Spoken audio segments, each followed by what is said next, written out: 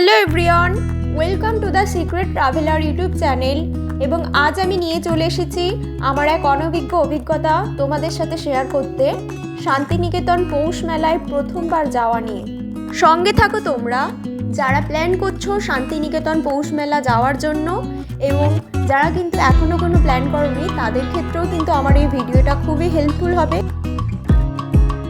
এই মেলার মূল আকর্ষণ কী এবং কিভাবে একদিনের মধ্যে গিয়ে ফেরত আসা যাবে এবং ন্যূনতম খরচে পৌষ মেলার পাশাপাশি শান্তিনিকেতনের অন্যান্য জায়গাগুলো কিভাবে ঘুরবে সেগুলোর সম্পর্কে থাকছে ফুল ডিটেলস।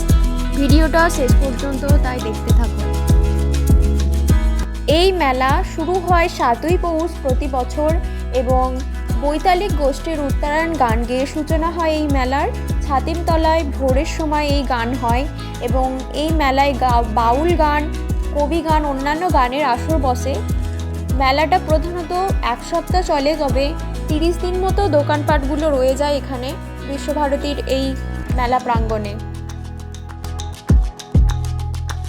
যেহেতু ডেস্টিনেশনটা অনেকটাই দূরে, তাই অনেকটাই সকাল করে বেরিয়ে পড়তে হয় এবং এই কুয়াশার পথে এগোচ্ছে ট্রেন।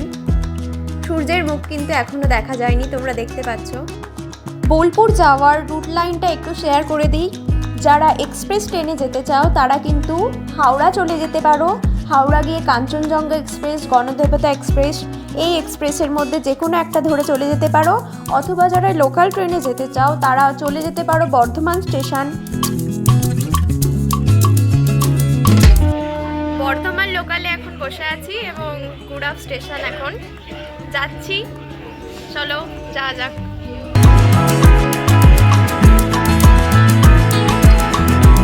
বর্ধমান থেকে আমি উঠে পড়ি কাঞ্চনজঙ্ঘা এক্সপ্রেসে এবং পৌঁছানোর জন্য সময় লাগে মাত্র 1 ঘন্টা। কিন্তু এই বাচ্চাগুলোর খেলা দেখতে দেখতে কখন যে পৌঁছে যাই বুঝতেই পারলাম না সময়টা কীভাবে কেটে গেল।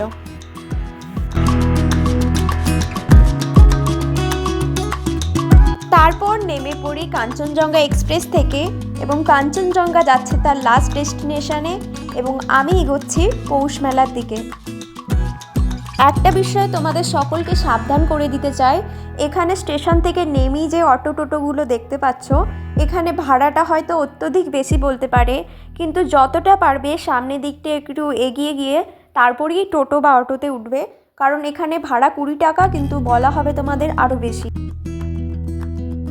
রাস্তা দিয়ে যখন এগোচ্ছিলাম তখন চোখে পড়লো এই বাগান বাড়িটা এবং সত্যি মন ছুঁয়ে যাবে এখানটা দিয়ে হেঁটে গেলে।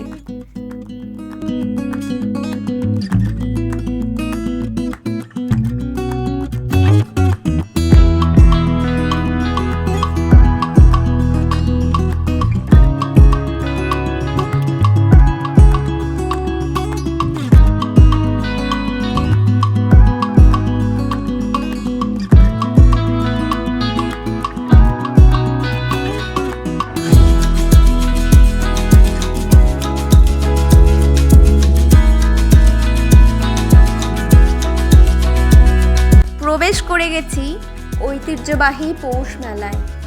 আজ হলো মেলার প্রথম দিন এবং এখানে প্রস্তুতি চলছে জোর কদমে।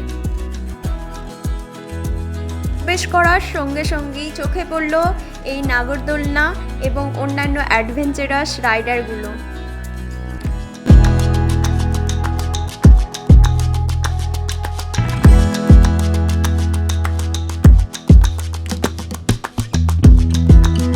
ন্যাশনাল জুট বোর্ডের অন্তর্গত স্টলগুলো চলো দেখে নিই।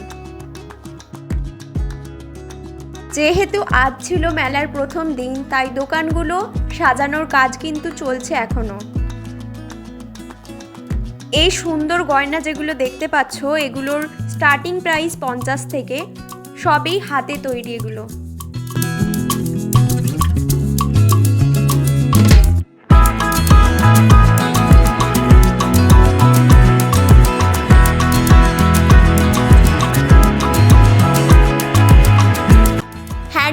এই চিত্রপটটির দাম হলো 900 টাকা। তবে অন্যান্য রেঞ্জেরও কিন্তু প্রোডাক্ট রয়েছে এখানে এবং এগুলো ঘরে সাজানোর জন্য কিন্তু যথেষ্ট সুন্দর।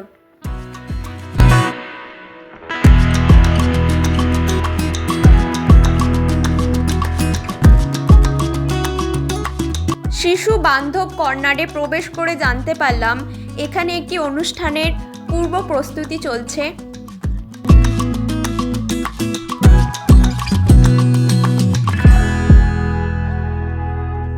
আর এখানে স্টেজ পারফরমেন্সের জন্য প্রস্তুত হচ্ছেন এনারা বহুরূপী সাজে।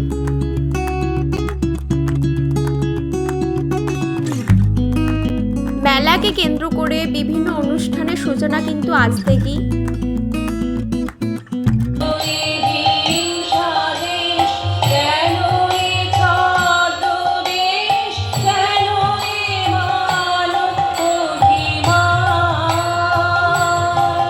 এই স্টলটায় ছিল মহান ব্যক্তিদের তৈরি কাঠের নানান ধরনের মূর্তি।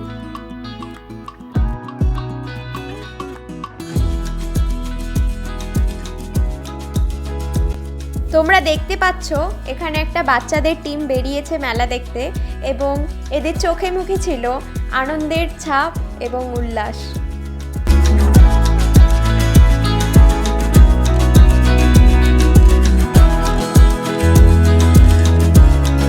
এগুলো সম্পূর্ণ হাত দিয়ে বানানো।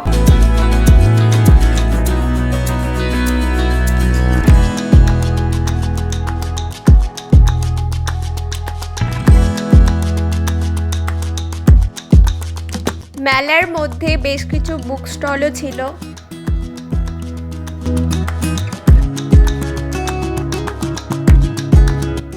দেখেছো খেলনার দোকানে কেমন ভিড় বাচ্চাগুলোর।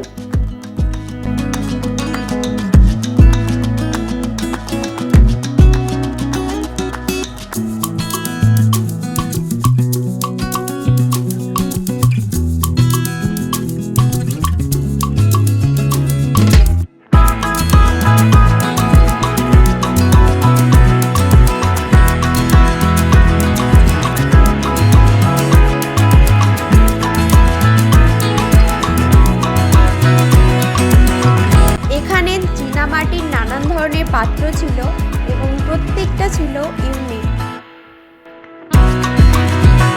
মেলার এই অংশটায় বিশ্বভারতীর প্রত্যেকটা বিভাগের কিছু কিছু উপস্থাপনা তুলে ধরা হয়েছে। ছিল বেশ কিছু মডেল এবং তাদের হাতের তৈরি বিভিন্ন কাজ।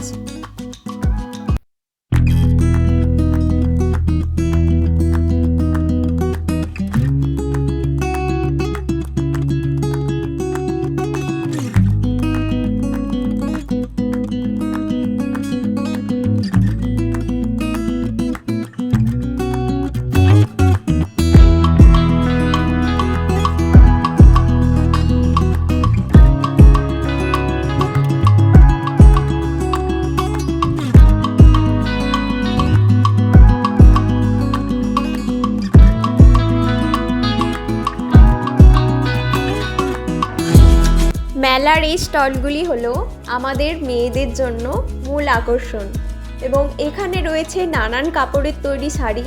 তবে প্রাইসগুলো একটু হাই ছিল কারণ নকশাগুলো ছিল সম্পূর্ণ হাতে তৈরি। এই স্টলগুলো থেকে তোমরা পছন্দের শাড়ি নিয়ে নিতে পারো অথবা সংগ্রহ করে নিতে পারো তোমাদের প্রিয়জনের জন্য।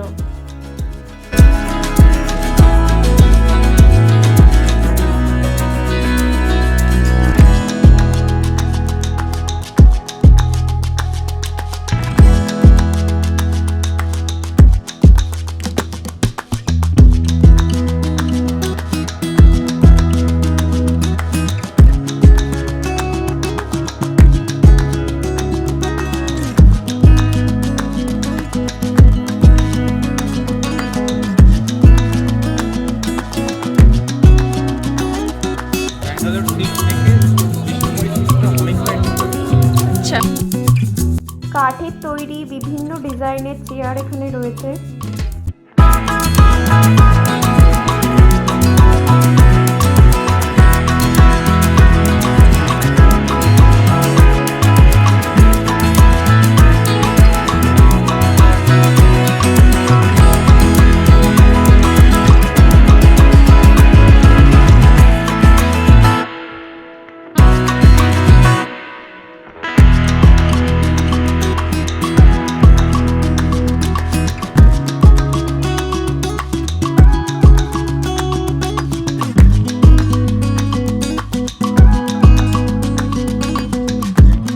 কাঠের তৈরি এই ট্রেটার দাম ছিল 180 টাকা।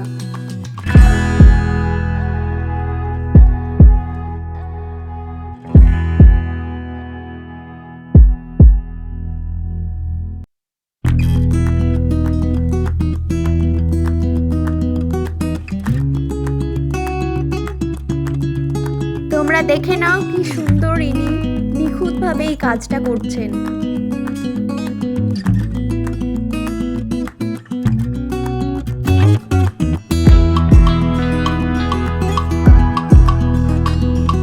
এখানে ছিল নানান মেটেরিয়ালের বিভিন্ন ধরনের মূর্তি এবং অন্যান্য ঘর সাজানোর সামগ্রী।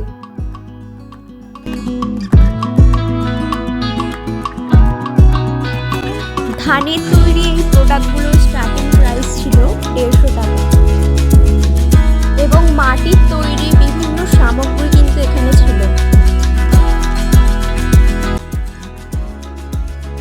এই স্টলটাই ছিল বিভিন্ন ধরনের কুর্তি এবং বিভিন্ন কাপড়ের। এই সুন্দর কুর্তিটার দাম ছিল 400 টাকা।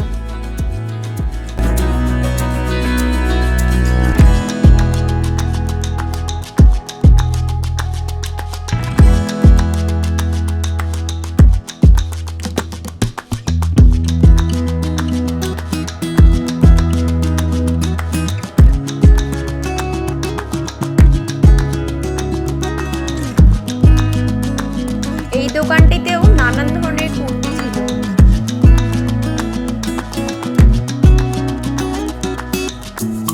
মাটির তৈরি এই সুন্দর হারটার দাম ছিল 60 টাকা এবং অন্যান্য প্রোডাক্টও ছিল যেগুলোর প্রাইস কিন্তু তুলনামূলকভাবে ঠিকঠাকই ছিল।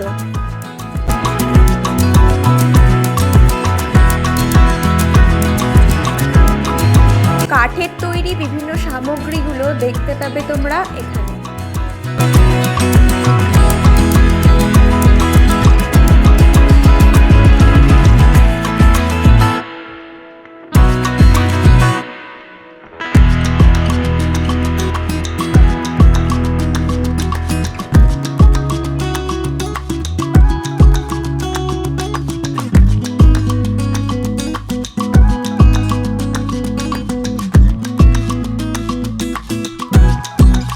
বেতের তৈরি নানান ধরনের আসবাবপত্র ছিল এই স্টলটিতে।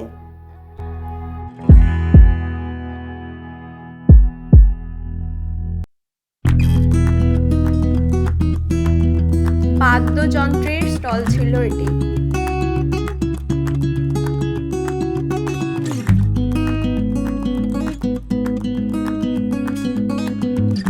কাঠের তৈরি এই ট্রেটার দাম ছিল 150 টাকা এবং এই স্টলে অন্যান্য ঘর সাজানোর সামগ্রীও ছিল।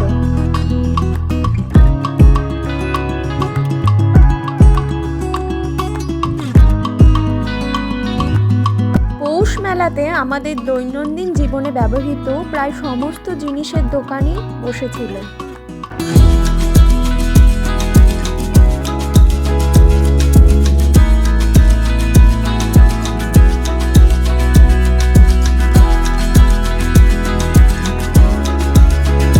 এখানে SBI ব্যাংকের একটা অ্যাডভার্টাইজমেন্ট চলছিল।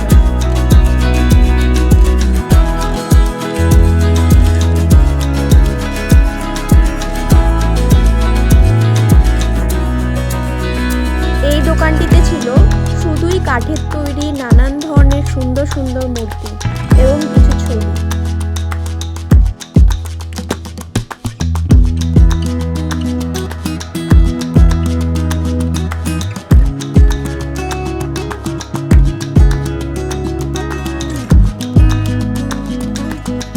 পাটের তৈরি এই ব্যাগগুলো থেকে চোখ সরানোই যাচ্ছিল না।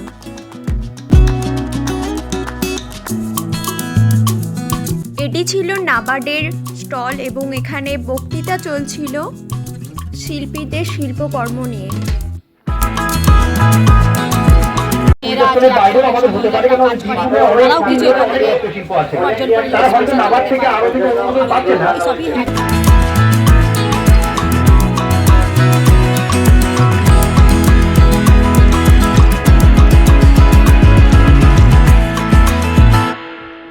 সুন্দর কার্পেটগুলোর প্রাইস 1000 থেকে স্টার্ট। মেলার মধ্যে কোন কোন খাবারের দোকান ছিল একটু দেখিয়ে দিই তোমাদের।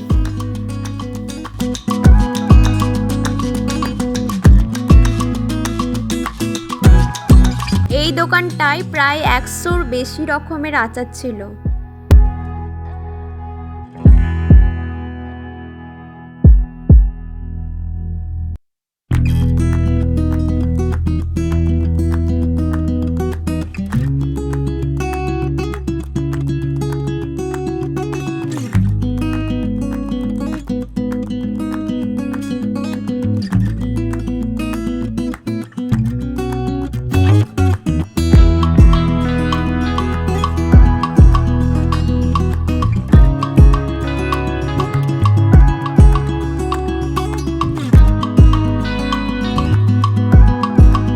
মানে যে খাবারগুলোর কথা প্রথম মনে পড়ে বাদাম, জিলিপি, তো এই খাবারগুলো এদিকে ছিল।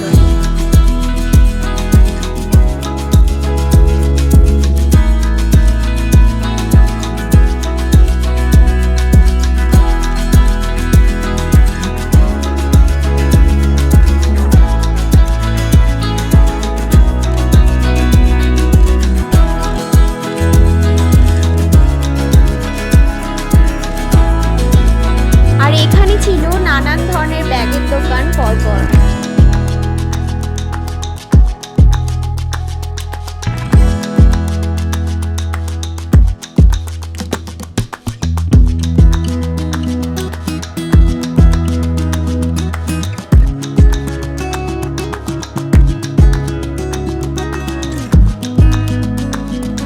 বাচ্চাদের জন্য এই দোকানটা হলো একদমই পারফেক্ট। এখানে 200 এবং 100 টাকার সেল চলছিল।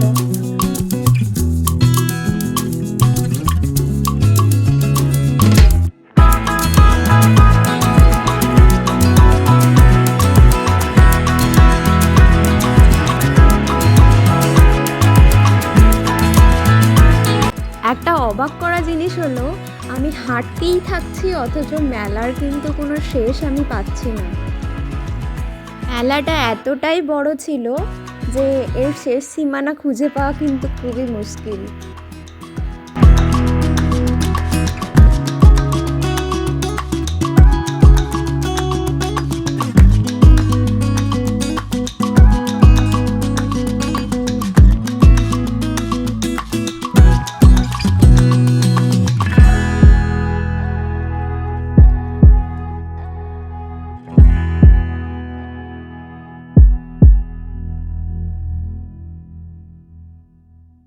এই দোকানটায় ঘর সাজানোর নানান ধরনের কালেকশন ছিল।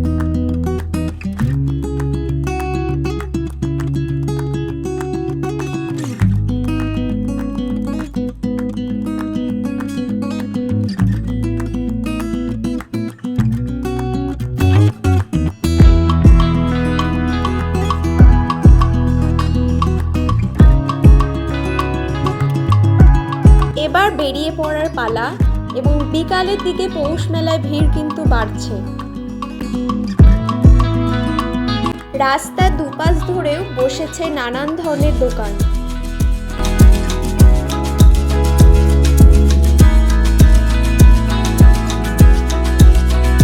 আমার এই ভিডিওটা যদি তোমাদের ভালো লেগে থাকে, তথ্যপূর্ণ মনে হয়, তাহলে অবশ্যই সাবস্ক্রাইব করো দ্য সিক্রেট ট্রাভেলার ইউটিউব চ্যানেলকে এবং কমেন্ট করে জানাতে পারো তোমাদের গুরুত্বপূর্ণ মতামত।